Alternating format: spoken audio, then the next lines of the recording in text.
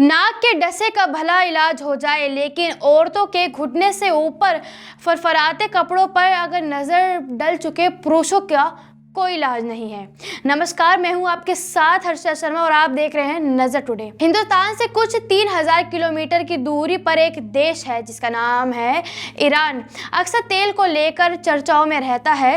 इस मुल्क से बीते कुछ सालों में भयानक सूखापन पड़ा हुआ है। ईरानी नदी समेत झीलें भी सूखी हुई हैं, जैसे गरीब का अकाउंट सूखा पड़ जाता है। प्यास से अकुलाते लोगों के लिए वहां की सरकार ने जो भी किया हो, लेकिन असल सहारा धर्मगुरु ने दिया। सैयद यूसुफ नाम के महजिब गुरु ने फारसी में एक ट्वीट किया था। वो सूखी नदी किनारे बैठी बतियाती औरतों पर बेहद गुस्सा थे। गुरुजी कहते हैं, पश्चिमी कपड़े पहनी औरतें बड़ी खतरनाक होती हैं। वे नदी के किनारे जाएं तो नदी सूखी पड़ जाए। उनके कपड़ों से ज़मीन का दिल भी ऐसे डोलता है जैसे भूकंप आ गया हो।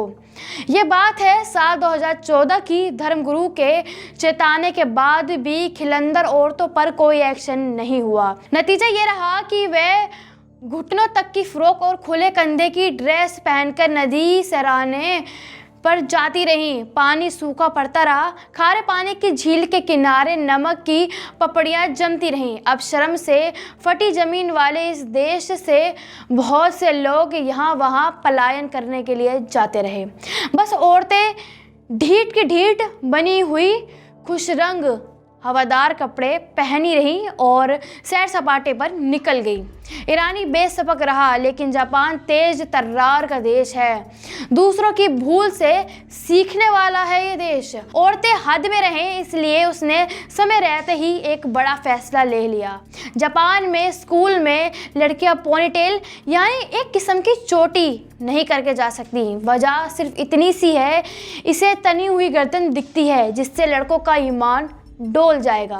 यह वो खतरा है जो डोलती हुई धरती से भी ज्यादा भयानक है। डोले हुए मन के लड़के पढ़ाई छोड़ देंगे, काम भूल जाएंगे और रेप करेंगे या कमजोर दिल वाले प्रेम कर बैठेंगे। तो परमाणु विस्फोट झेल चुके इस देश ने फटाफट पोनीटेल पर बैन लगा दी। अश्लील हरकतों पे नहीं, अश्लील भावनाएं जागने वाली हेयर स्टाइल पर।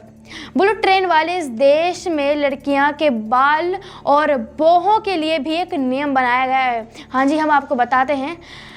कमानीदार बोहों से मर्द उत्तेजित किए जाते हैं और छोटी स्कर्ट के खतरों पर तो बात ही क्या की जाए। नाक का डस एक बार फिर भी ठीक हो जाएगा, लेकिन लड़की के घुटनों से ऊपर फहराते कपड़ों पर नजर डाल चुके पुरुषों का कोई इलाज नहीं है।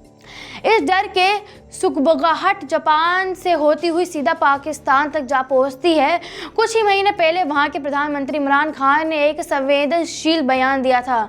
मियां जी साहब फरमाते हैं कि अगर कोई महिला कम कपड़े पहनी होगी तो उसका असर पुरुषों पर ही होगा, जब तक कि वो रोबोट न बन जाए। या एक बहुत सामान्य बात है, तो खुद को रोबोट की वजह जीता जागता मर्द साबित करने के लिए पाकिस्तान पुरुष दिल खोलकर रेप कर रहे हैं। पाकिस्तान सरकारी डेटाबेस के मुताबिक 5 साल में 22,000 रिकॉर्डर केस रेप केस से सिर्फ 47 लोगों को ही सजा मिल पाई है। बाकियों को सजा ना मिलने के पीछे शायद वजह होगी कि लड़कियों ने घुटनों तक की फ्रॉक पहन रखी होगी, होठों पर गहरी लिपस्टिक लगा रखी होगी, या फिर खुले बाल छोड़ रखे होंगे, या फिर पुरुषों को हंस हंस कर इन्विटेशन दे रही होंगी। अब औरतें बेचारी खुद तो पहल नहीं कर सकती, तो मर्द को ही उनका सिग्नल समझना पड़ता है। ये और बात है कि सिग्नल समझकर पास आए मर्दों से कभी कभार थोड़ी ज्यादती हो जाती है। रेप या छेड़छाड़ से बचना है तो मिर्ची पाउडर या चाकू ना रखो मूर्ख लड़कियों। इसकी वजह शर्म पहन कर चलो। शर्म वो चादर है जिसके आगे पड़ते ही मर्द अपनी नजर खुद झुका लेता है। औरतों का शर्म का सबक देने के भी खूब जतन हुए। ईसा पूर्व 4वीं सदी में कई ग्रामीण शहरों ने वेलगाम स्त्रियों को साधने के लिए एक नियम बनाया। बड़े शहरों से कुछ जज इकट्ठा हुए और देखने लगे कि औरतें अनाप शनाप पहनकर ना निकलें। इन जजों ने कंट्रोल ऑफ वुमेन कहा गया। ये सभी मर्द थे और बजा जाती औरतें बाग घूमती, पति की बाहों में झूलती इन तमाम स्त्रियों पर नज़र रखे हुए थे। मर्दों की छोटी छोटी टुकड़ियां यहाँ वहाँ तैनात कर दी गईं। ये टुकड़ियां दिन भर जासूस की तरह औरतों के कपड़े देखती और शाम ढले सारी रिपोर्ट जजों तक पहुँचाती। नियम तोड़ने वाले युवतियों को मोटा जुर्माना देना होता था। साथ ही कपड़े भी जब्त कर लिए जाते थे कि बाद में दोबारा ये हरकत ना दोहराई जाए।